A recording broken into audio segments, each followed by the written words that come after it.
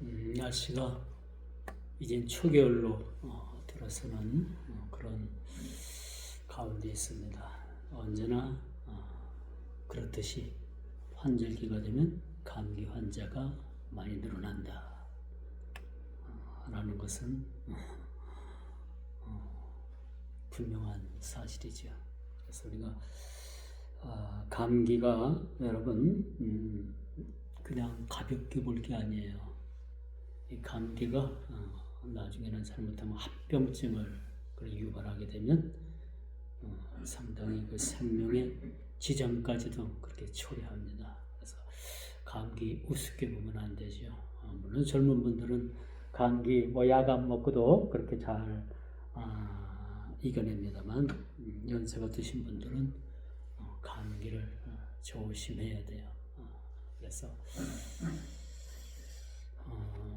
날씨가 이제 점점 추워지고 이제 다음 주면 또 비도 오고 기온이 많이 떨어진다고 합니다. 이런 날씨에 여러분 모두가 감기에 조심하는 그런 일이 여러분 삶의 생활화될 수 있으면 좋겠다 그런 생각을 가져봅니다.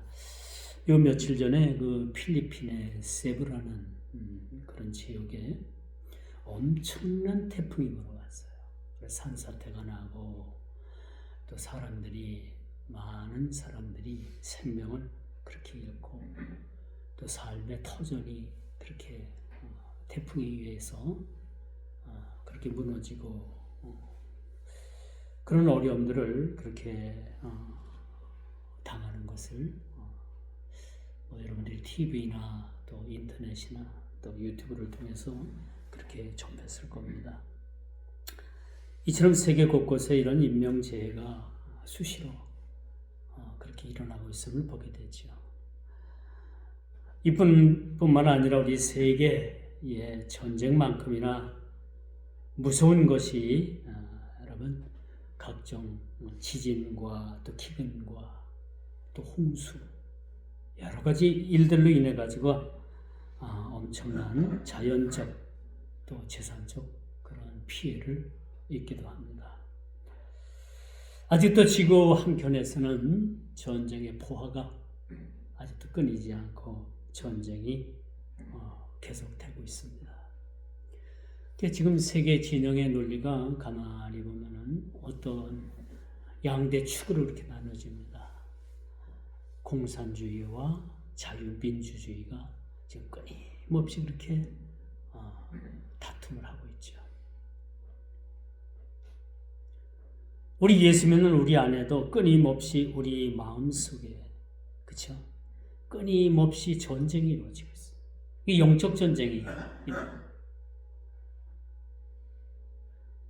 악에 의한 삶을 살아가야 되는가 아니면 선한 삶을 추구하는 삶을 살아갈 것인가에 대한 끊임없는 그러한 지금도 전쟁이 영적 전쟁이 지금 벌어지고 있다.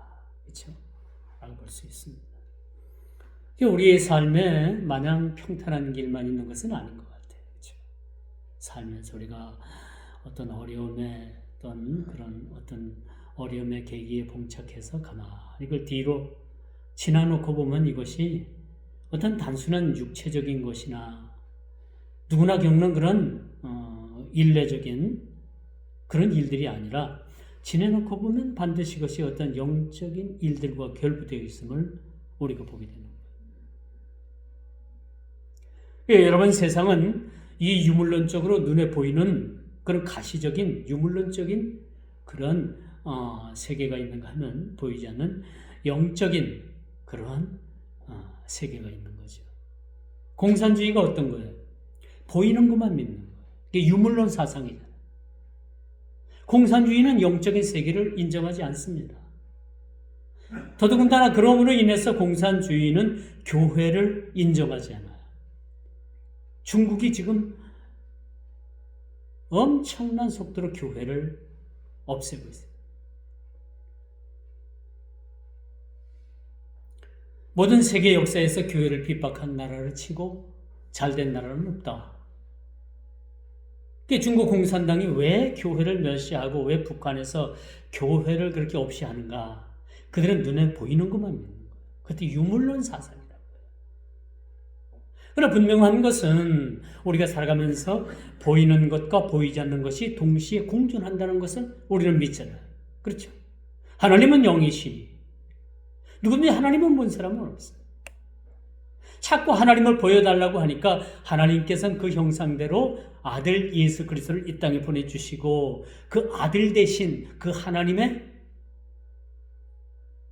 모습을 하신 그런 예수님을 이 땅에 보내주신 거예요. 이거 제가 잘못 설명하면 이단이 돼요.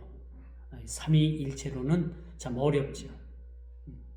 각각 위는 따로 가지고 계시되, 그렇죠? 하나인 거예요.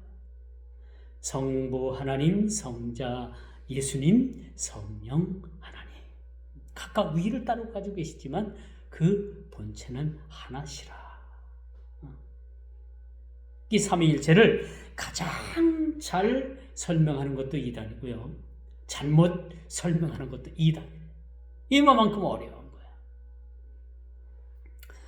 그래서 제가 말하고 싶은 건 뭐냐, 말씀드리고 싶은 거는 보이지 않는 세계가 존재하고 있다는 거예요. 보이지 않는 세계. 이 세계는 지금 어떤 싸움이야? 공산주의와 자유민주주의의 싸움인 거예요. 우리가 이걸 알고 신앙생활을 해야 된다는 거죠. 이렇게 끊임없이 이념과 사상의 대립은 아주 이제 우리 주님 오실 때까지 멈추지 않을 것 같아요. 이 지구가 공존하는 한 이 공산사회주의와 자유민주주의의 싸움은 주님 오실 때까지 모르게 몰라도 계속되어진다 라고 볼 수가 있는 거예요. 소위 우리가 6.25를 겪은 세대들은요, 공산주의가 얼마나 무서운 거라는 걸 알아요. 근데 실로 그 6.25 전쟁을 겪지 못한 세대들은 공산주의가 뭔지 잘 모르는 세대들입니다. 6.25 세대들은 공산주의가 얼마나 무서운 거라는 걸 알지만 그 이후 세대들은 공산주의가 그저 그들도 사람인데, 거기도 사람이 사는 데인데, 그렇게 막연하게 그들을 동정하는 일부 부분들도 있습니다. 그러나 분명한 것은 이 세계가 자유진영과 공산진영이 지금 계속적으로 지금 다툼을 멈추지 않고 있다는 것을 우리가 보게 됩니다. 얼마 전에 미국 뉴욕에 뉴욕 시장 선거가 있었어요. 제가 8월 달인가요? 8월 달에 뉴욕을 갔다 오지 않았습니까? 뉴욕 도시가 세계에서 최고의 도시가 있다. 빌딩도 멋있고 모든 들어가는 시스템이 뉴욕만 한 도시가 없다. 그래서 뉴욕이 최고 인류 도시예요. 지구에서 최고의 도시라고 볼 수가 있겠죠. 이런 뉴욕 시장을 뽑는 선거에서 공산주의 사상을 가진 이슬람주의자, 이 사람이 출생은 아프리카 우간다에서 출생을 했고요. 이 사람의 혈통은 인도계 사람이래요. 이름은 맘단이라는 이름이에요. 이 사람이 시장 선거에 당선이 됐어요. 모르긴 몰라도 뉴욕은 왜 이 사람이 시장이 됐는가? 모든 것이 공짜. 전철도 공짜, 버스도 공짜, 편의점에 갖다 놓는 상점에 있는 그 물품들도 공짜. 아이들 학교 가는 그 학생들 학비도 공짜. 다 공짜 공약을 내어버렸어. 이게 가능합니까? 아무리 이 땅에서 파라다이스를 이루는 나라도요, 모든 걸 다 공짜로 해줄 수는 없어요. 여러분 공짜 좋죠? 누가 공짜로 준다면 어때요? 싫어하고 마다할 사람 없어. 공짜. 그런데 여러분, 누군가가 공짜로 받으면 누군가가 헌신을 해야 돼. 누군가가 희생을 해야 돼. 그렇지 않아요? 여러분, 공짜 좋아하고 공짜 받으면 누군가가 내가 받는 그 공짜로 인해 가지고 누군가가 자기 주머니를 푸는 거예요. 여러분, 하늘에서 뚝 떨어지는 법은 없어요. 누군가가 자기 호주머니를 열었기 때문에 공짜가 그렇게 존재하는 거죠. 자, 이 뉴욕시에 당선이 된 이 맘다니는 이런 공약을 내걸은 거예요. 다 공짜래요, 다 공짜. 그 공짜면 그 돈은 다 어디 가서 가져올 거예요. 그런데 이 사람이 63%로다가 당선이 됐거든요. 젊은 사람들이 이 사람을 많이 밀었어. 그럼 앞으로 어떻게 할 거예요? 공짜 공약은 내걸었는데 이거 어길 겁니까? 어디서 뜯어다가 이 사람들에게 다 공짜로 나눠줄 거야. 이거는 공산주의의 허상 이론입니다. 허상 이론. 공짜 그렇기 때문에 여러분들 좋아하지 마세요. 여러분, 우리 신앙도 공짜는 없어요. 우리가 구원 빼놓고는 공짜가 없는 거예요. 잘 들어보세요. 우리가 신앙생활 하면서 내가 구원받는 일에는 공짜야. 내 협력이 전혀 없어. 물론 자유주의 신학 그 교단이나 교파들에선 자기가 협력했다래. 자기가. 하나님께서, 우리 주님께서 나를 일방적으로 손을 잡은 게 아니라 나도 주님의 손을 잡고 주님이 내 손을 잡았기 때문에 튼튼하다. 그런 식으로 구원을 얘기합니다만, 우리 칼빈 개혁주의에서는요, 이 구원이라는 것은 일방적으로 하나님께서 나를 구원하신 거예요. 내가 뭔 일을 해서, 내가 헌금을 많이 하고 교회 봉사를 많이 하고, 그렇죠? 남몰래 내가 구제도 많이 해가지고 구원받는다라면, 그게 기준이 된다면 여러분, 얼마나 해서 여러분 구원받겠어요? 얼마나 많은 사람들에게 구제를 하고, 여러분들이 얼마나 많은 헌금을 해야 되고, 그렇죠? 얼마나 많은 봉사를 해야지만 여러분들이 구원받겠습니까? 고달픈 거예요. 구원에 배고픈 거예요. 그런데 하나님께서는요, 우리의 구원을 어떻게 하셨다? 우리에게 공짜로 베푸신 거야. 우리가 협력한 부분은 손톱만큼도 없어. 이게 구원이에요. 하나님의 구원. 내가 뭘 어떻게 해서 구원받겠다. 그건 아니에요. 그런데 이런 게 있어요.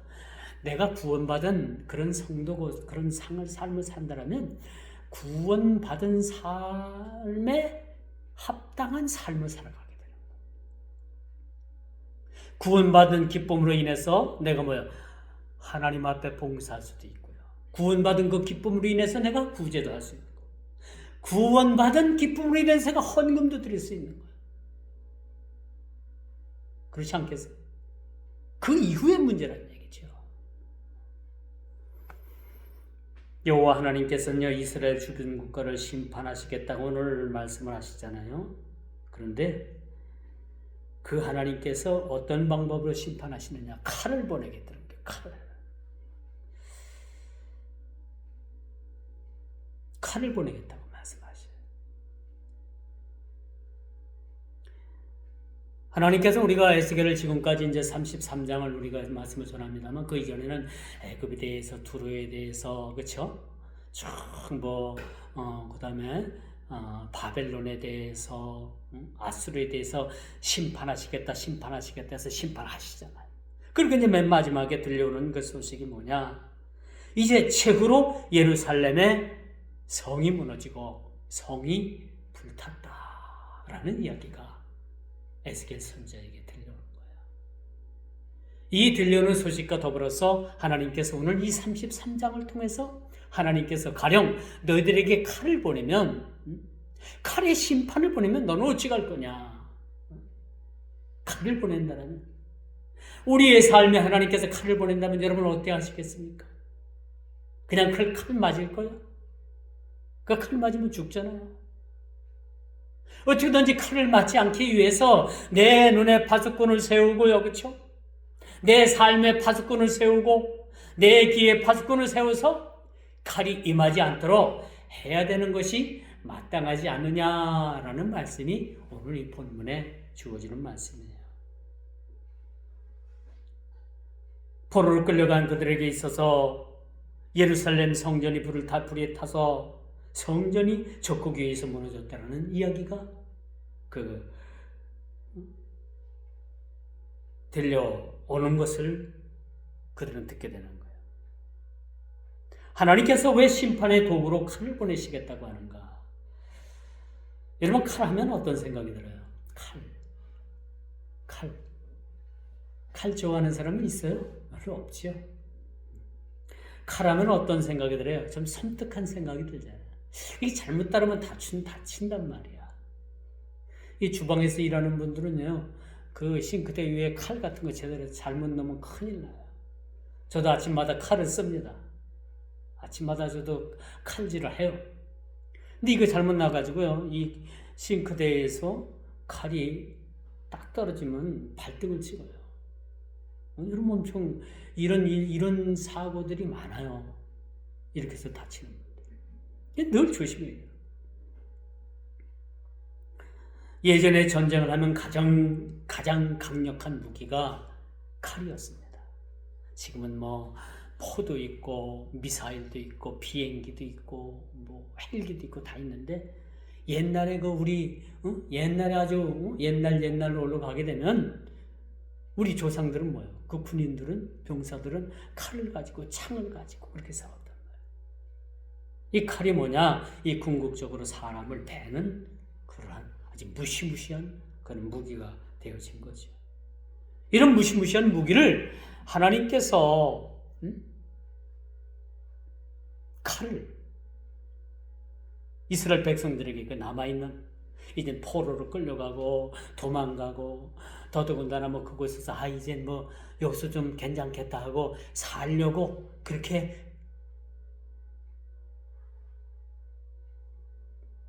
생각을 가졌던 사람들에게 하나님께서 칼을 보내시겠다라고 말씀을 합니다. 이 칼은 주방에서 잘 사용하면 멋진 그런 요리를 할 수 있는 그런 아주 도구로 사용이 됩니다. 잘못 사용되면 끔찍한 살인 도구가 되는 거예요. 칼을 보내서 그 남은 자들 중에 교만과 제약으로 하나님을 멸시하는 자들에게 임할 것이라는 것이 오늘 본문 말씀이 우리에게 주시는 말씀이에요. 다시 말씀드리면 이 악당들, 회개하지 않는 자들, 이 교만한 자들, 하나님을 멸시하는 자들, 이런 자들을 하나님께서 칼을 보내셔서 심판하시겠다는 것. 이처럼 하나님의 심판에 대한 경고는 지금 이 순간에도 저 불법한 자들을 향해서, 이 에스겔 시대에, 예수님 오시기 전 이 400년 전 시대, 지금으로부터 2400년 전 이야기가 아니라 오늘을 사는 우리들에게도 여전히 하나님께서는 저와 불법한 자들을 향해서, 그렇죠? 저 회개하지 않고 저 교만한 자들을 향해서 하나님께서 칼을 보내시겠다고 그렇게 말씀해 주고 계시는 거예요. 이런 소리를 우리는 경고의 소리로 들어야 된다는 거죠. 이 경고의 소리를 우리가 들어야 된다는 거예요. 이 칼이 철없는 아이의 손에 들려지면요, 아주 위험천만한 그러한 흉기가 되는 거예요. 인류 요리사에게 칼이 들려지면 멋지고 고급스러운 요리를 만들어내는데 아주 중요하게 쓰여지는 그러한 도구가 됩니다. 그러므로 우리는 여러분, 이 시대에 하나님의 경고의 말씀에 귀를 기울일 필요가 있습니다. 2400년 전에 경고했던 말씀이 오늘을 사는 이 현실에 하나님께서 우리에게 칼을 보내주신다면, 오늘 사는 우리들에게 칼을 보내주신다면 우리는 어떤 태도로, 어떤 삶으로, 어떤 내용으로 우리가 세상을 살고 우리가 살아갈 것인가라는 것을 우리가 한번 생각해 봐야 하는 겁니다.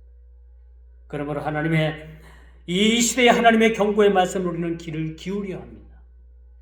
내 눈에, 내 귀에 파수꾼을 세우는 일이 무엇보다도 중요한 거예요. 내 눈에 파수꾼을 세우는.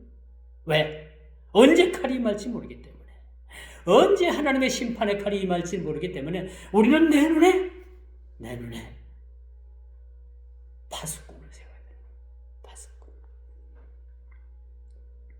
그러므로 하나님의 심판의 칼이 임하기 전에 파수꾼의 경고의 메시지에 우리는 귀를 기울여야 되는 거예요. 어느 목사님이 밤에 잠을 자는데 강도가 들어왔어요. 칼을 든 강도가 들어왔어요.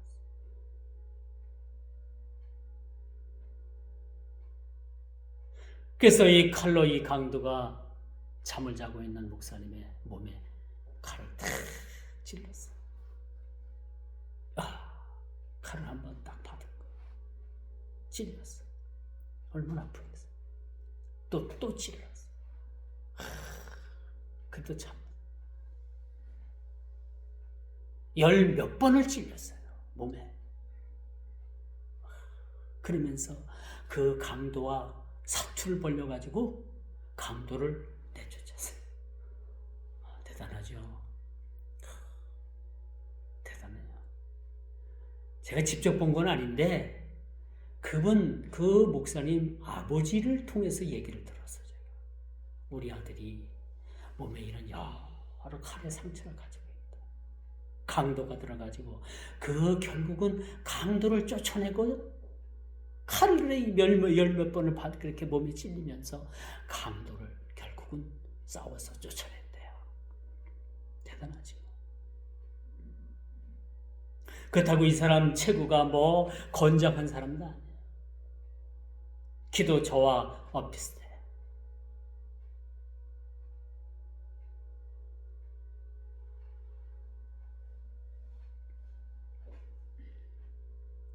얼마나 무섭겠어요. 한편으로 강도로부터 칼을 열 몇 번을 찔렸는데, 그렇죠?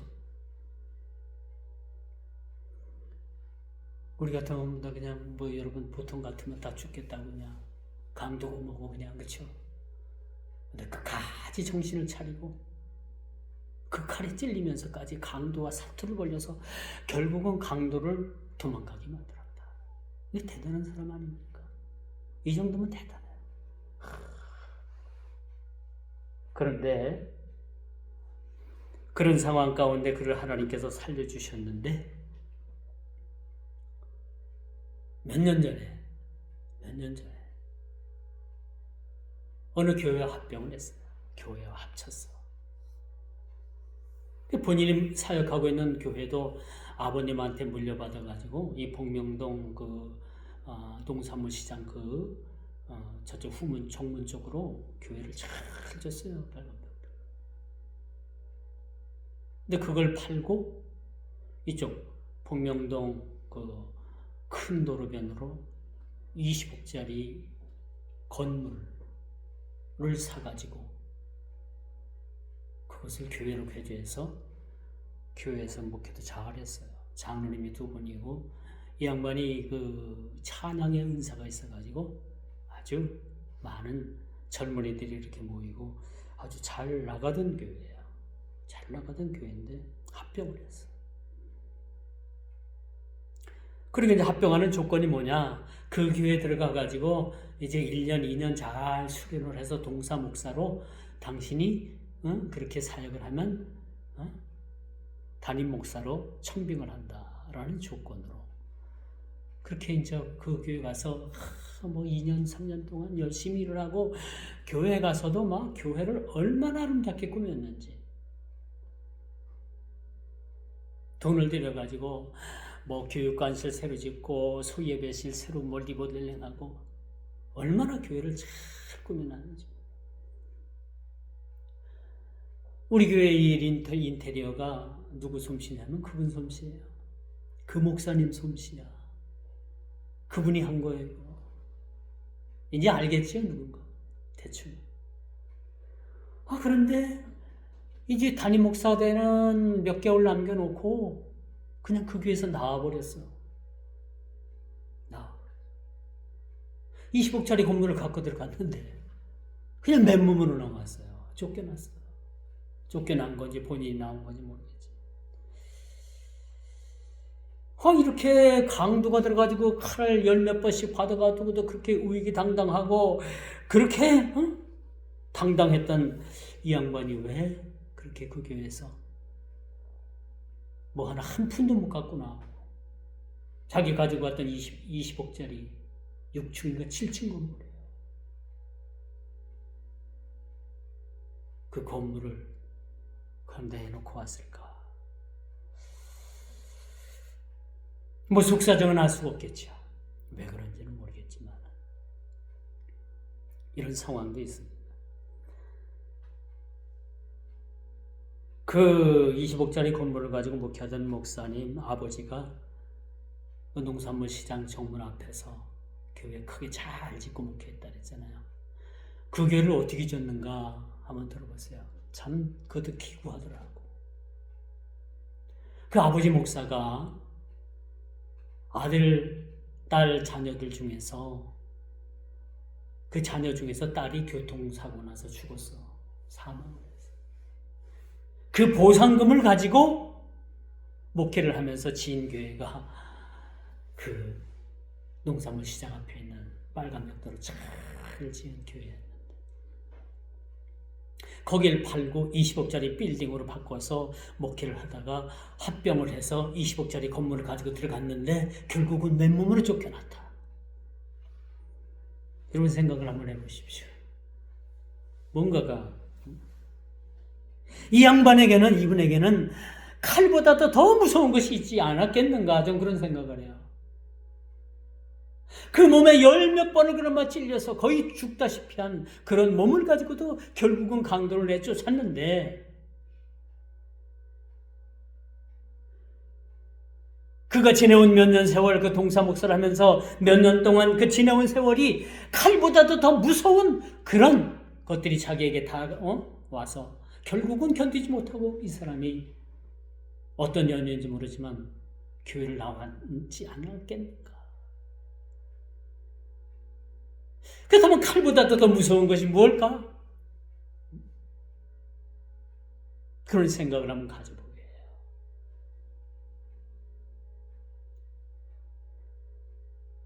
딸이 교통사고로 나갔고 사망을 한 그 사망보험금 또 거기서 주는 그런 그런 돈을 가지고 교회를 지었대.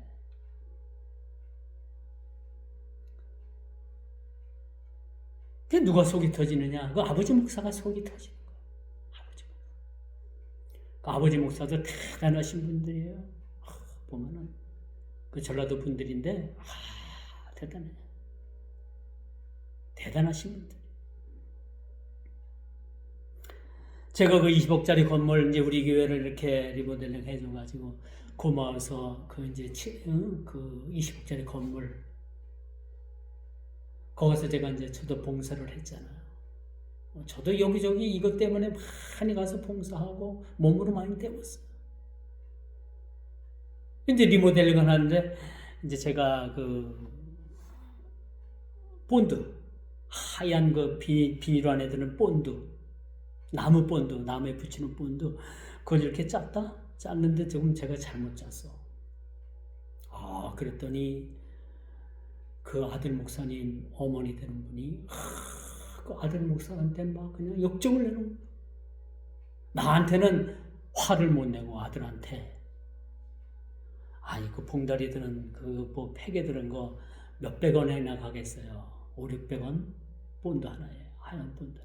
그 잘못 짠 걸 보고서 막 아들한테 얼마나 화를 내는지 그래서 제가 민망해서 그 다음부터는 안 갔어요. 안 가서 봉사활동 안 하고 제가 이제 말았는데 그렇게 대단한 분들이에요. 그런 분들이 20억 빌딩을 내놓고 나왔으면 지금 시가 더 갈 거예요. 그때 당시 20억이었으니까.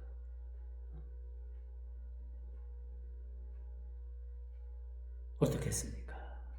모두 칼보다도 더 무서운 것이 있는 거예요. 이렇게 우리 인생에 하나님께서 칼을 보내신다는 거. 우리는 늘 우리 눈에 파수꾼을 세우지 않으면 안 된다. 언제 우리에게 칼이 임할는지, 언제 우리에게 하나님의 심판의 칼이 임할는지 우리는 뭐야? 늘 깨어서 근신하는 삶을 살아야 되는 거야.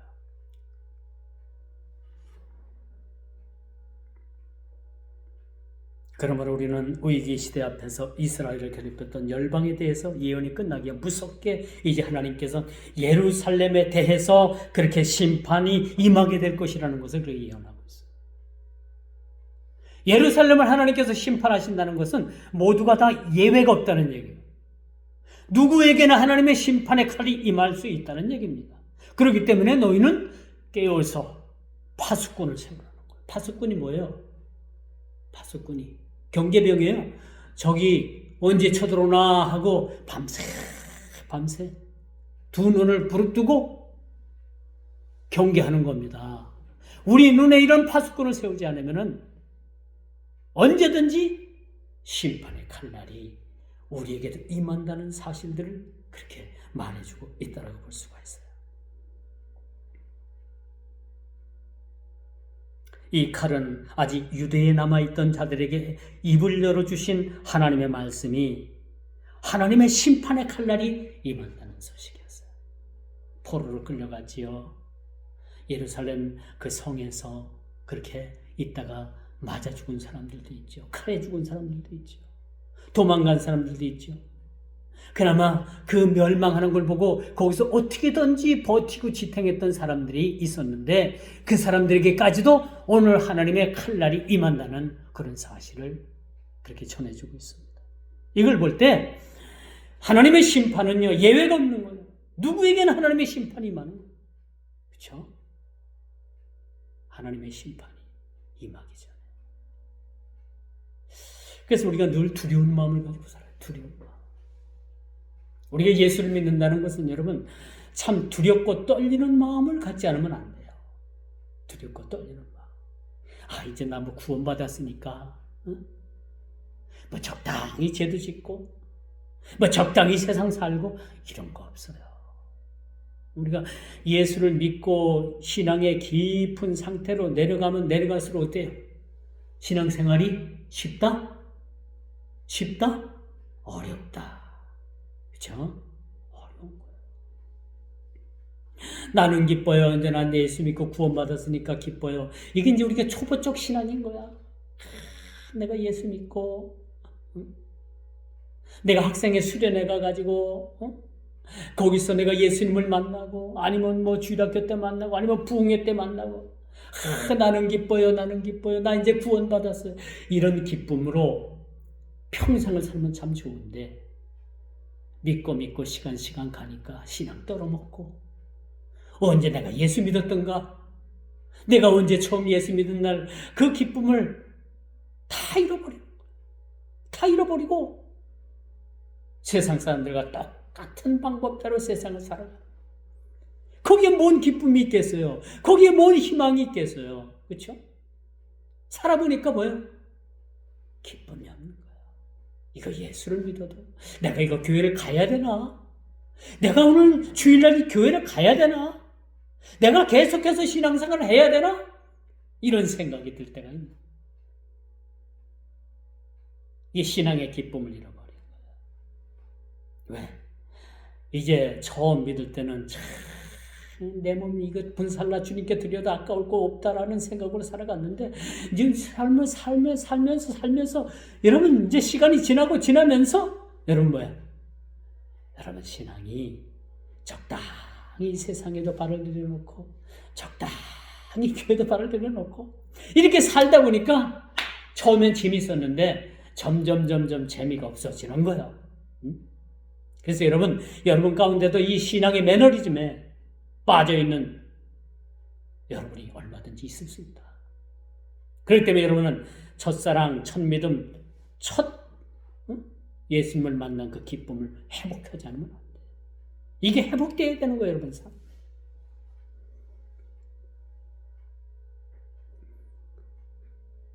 분명한 것은 여러분 하나님의 심판의 칼날이 임한다는 거예요. 지금으로부터 2400년 전 얘기가 아닙니다. 하나님의 심판이 임한다는 이 사실은 오늘 우리가 신앙생활하는 가운데 우리에게도 닥칠 수 있다라는 생각을 가지고 우리가 살아가고, 노심초사 돌다리도 두드려 걷는다는 타산지석으로 우리가 살아가요. 오늘날 이 시대가 위기의 시대라고 합니다. 이 위기가 위헌적으로 왔을까요? 우리 한번 생각해봐요. 이 한국 교회가 지금 절대 절명의 위기에 놓였다고 합니다. 요즘 그 책방에 가면은요, 어떤 책이 나왔는가 하면 현직 대통령이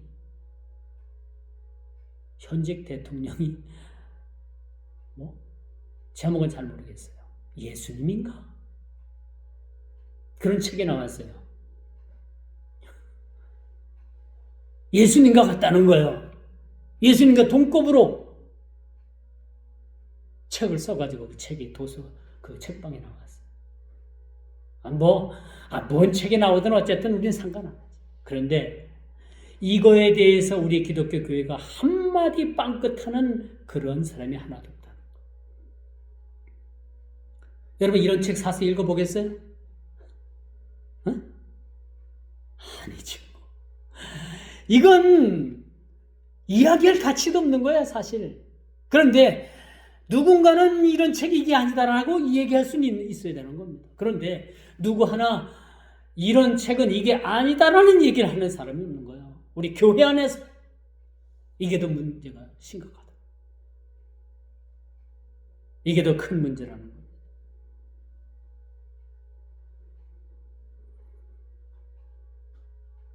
오늘 이 시점에 교회는 또 한 번의 큰 위기와 시련 앞에 서 있습니다. 점점점 거세지는 거대한 폭풍과도 같은 그런 어둠의 일들이 교회를 삼키기 위해서 큰 두려움으로, 그 큰 어둠으로 다가오고 있어요. 이런 일들을 절대적 위기라고 느끼는 사람들은 그렇게 많지 않다는데 또한 문제가 있어 보입니다. 위기라고 하니까 지금도 위기라고 하고, 지난 저번에도 위기라고 하고, 그럭저럭 우리가 살아오고 그럭저럭 잘 지내왔는데 큰 별일이 있겠어? 그렇게 생각할 수도 있습니다. 22대 국회가 열렸습니다. 진보당 손모 의원이 차별금지법을 다시 국회에 상정을 해서 발의를 했어요. 제가 저번에도 말씀드렸잖아요. 파도가 계속해서 밀려오면요, 여러분, 어때요? 그 모래성이 결국 무너진다. 이번 회계도 또 차별금지법 발의를 해서 국회에 상정을 했어요. 언젠간 이 법이 통과가 돼요, 여러분. 언젠가는 통과가 돼요. 이번에 안 되면 또 다음 때 할 거고, 또 할 거고.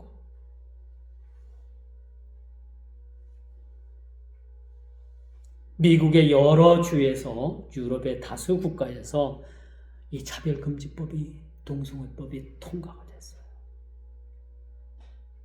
얼마 전에 그 뉴스를 보니까 남자가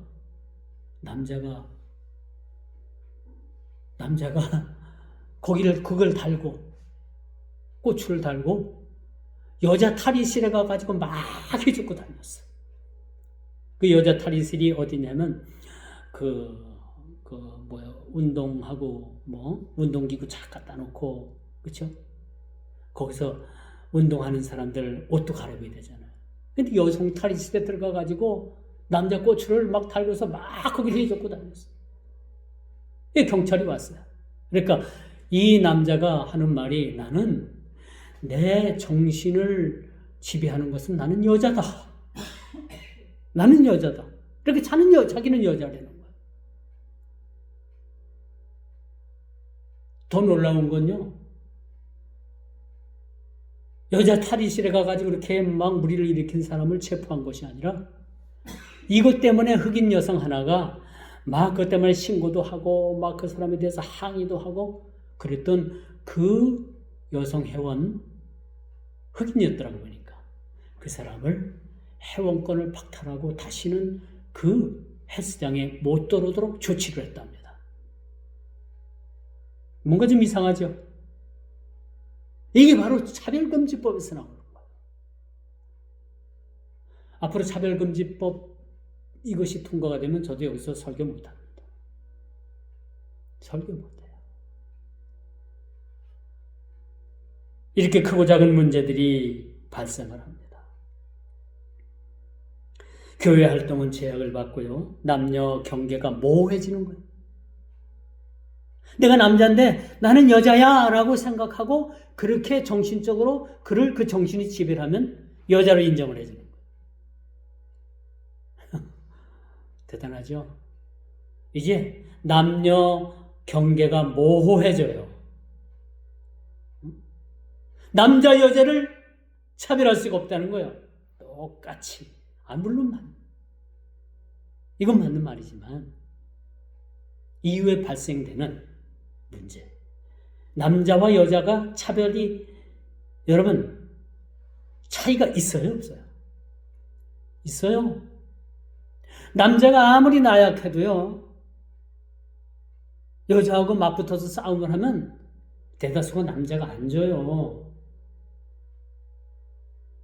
그런 차이들이 있다는 얘기예요. 남자가 해야 될 일이 있고 여자가 할 일들이 있고 이런 차이적인 문제가 있는 거예요.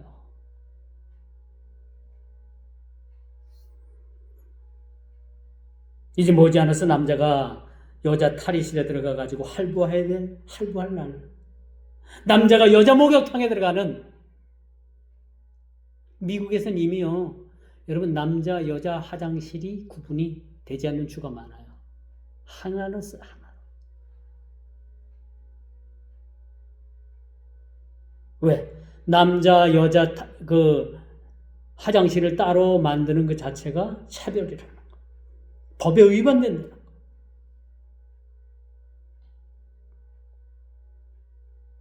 이게 재앙의 전주국은 이 시대를 향해서 그 검은 악마의 발톱을 서서히 드러내고 있습니다. 이런 시대에 우리가 살아가고 있어요. 종교 통합이 교회를 어지럽게 합니다. 종교 통합. 왜 우리 교회가 천주교하고 자꾸 그렇게 합치려고 하는지 몰라. 천주교는 이미요 하나님의 말씀에서 많이 떠나 있어요.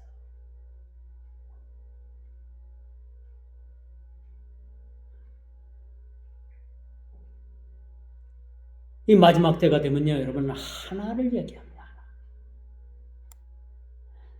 그래서 세계는 하나로 통합하자. 기독교, 천주교, 모슬렘, 유교, 불교, 토착신앙 다 하나가 되는 거예요. 종교 통합이 무섭죠? 무서운 거예요. 이 종교 통합이 교회를 어지럽힙니다. 이번 WCC라고 해서 1962년도인가 합동과 통합이 갈라졌습니다. 장로교 합동과 통합이 왜 갈라졌는지는 압니까? 통합 측에서는 WCC를 받아들인 거예요. 범종교. 모든 종교를 하나로 보는 거예요. 그리고 부산총회가 WCC에서 부산총회가 열렸는데 거기서 뭐 했는지 알아요? 국거리 있어, 국거리. 무당 데려다가. 이게 말이 됩니까? 아무렇지도 않게 종교 통합이라는 하나의 미명 아래 모든 세상 종교가 하나로 뭉치는 그 시점을 보면 이제는 때가 가까운 줄을 우리가 알아야 되는 거예요. 때가 가까운 게 뭐냐? 거룩한 성전에 가증한 것이 선 것을 보거든 너희는 마지막 때가 된 줄 알라. 이 거룩한 성전에 이 가증한 우상이 섭니다. 돼지 피가 뿌려지는 거예요. 그리고 그 뒤에는 복음의 진리는 빛을 잃어가게 될 것입니다. 이제 말씀의 결론을 맺을게요. 어떤 종류의 재앙이든 그것은 하나님의 심판의 전주국이라고 우리가 생각하면 돼요. 여러분, 세상에 우연이라는 것은 하나도 없어요. 우연 없어요. 모든 것이 다 필연입니다. 풀 한 포기 사이로 보이지 않는 바람이 싹 스쳐나가면서 풀잎이 싹 흔들리는 거 하나까지도 우연이라는 게 없어요. 거기에 다 하나님의 섭리가, 자연적인 섭리가 들어가 있는 거예요. 하물며 믿음의 신앙생활 가운데 우리에게 우연이라는 것이 있을 수 있겠습니까? 다 필연인 거야. 하루하루를 살아도, 한 시간을 살아도, 단 1분을 살아도 하나님의 섭리 가운데 하나님의 경륜을 인정하면서 그 경륜 가운데 우리가 살아가야 된다는 거예요. 그래서 전 세계나 한 국가나 한 개인이나 하나님께서는 심판의 칼날을 보내실 수 있다는 거예요. 이스라엘 백성들이 포로로 잡혀온 지 12년 10월 5일에 오늘 이 말씀이 임한 거예요. 전 성경이 2400년 전 일이지만 정확하게 포로로 잡혀온 지 12년 되고 12년 10개월 5일 10월 5일에 임하신 하나님의 말씀이라는 거예요. 그 소식은 뭐예요?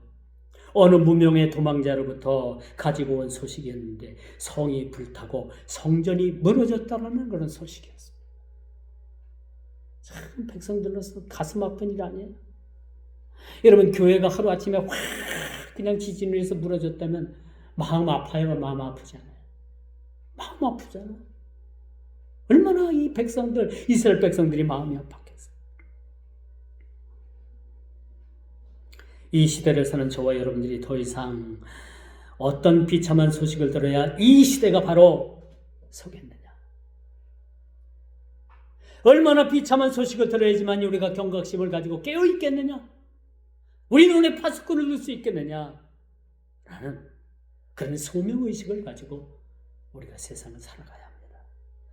신앙의 경계를 무너뜨리는 어떤 집단과도 우리는 단절케 해야 됩니다. 마지막 때가 되면요, 여러분, 고린도 후서 6장 15절을 보니까 그리스도와 벨리알이 어찌 조화되며 믿는 자와 믿지 않는 자가 어찌 상관하겠나이까? 어찌 상관하겠나이까? 통합 좋아요. 하나 되는 거 좋아요. 그런데 우리가 신앙에 그런 불꽃 같은 눈동자를 가지고서 판단을 해야 되는 거야. 이게 옳은 일인가? 이게 그런 일인가? 우리가 판단해야 되는 우리의 목도 여전히 있다는 사실. 그리스도와 벨리알이 함께 하지 못한다는 사실. 벨리알이 뭡니까? 악당들이 악당들을 얘기해요. 악한 자들, 악한 영을 가진 자들, 그런 우상의 앞잡이들, 이런 자들과 함께 할 수가 있는, 함께 할 수가 있는 거예요. 우리는 파수꾼을 세우고 그 파수꾼의 새벽이 오는 것처럼, 그 아침 새벽이 오는 것처럼 우리 모든 삶의 경성함이 넘쳐나는 우리 모두가 다 되기를 주님의 이름으로 축원하면서 말씀을 맺도록 하겠습니다. 자, 기도합니다. 주님, 이 시대를 향한 하나님의 심판의 칼날을 통해서 우리의 신앙의 파수꾼을 세우는 일에 게으르지 않게 해주시고, 이 세계가 종교통합이라는 미명 아래 우리가 벨리알을 멀리하고 저 흉악한 악마적 계계를 경계하는 마음들을 주셔서 우리 눈에 파수꾼을 세우고 우리가 늘 깨어 기도하며 주님 오실 그날을 우리가 고대하는 기다리는 저희의 모든 신앙이 되게 하여 주옵소서. 예수님의 이름으로 간절히 기도드리옵나이다. 아멘.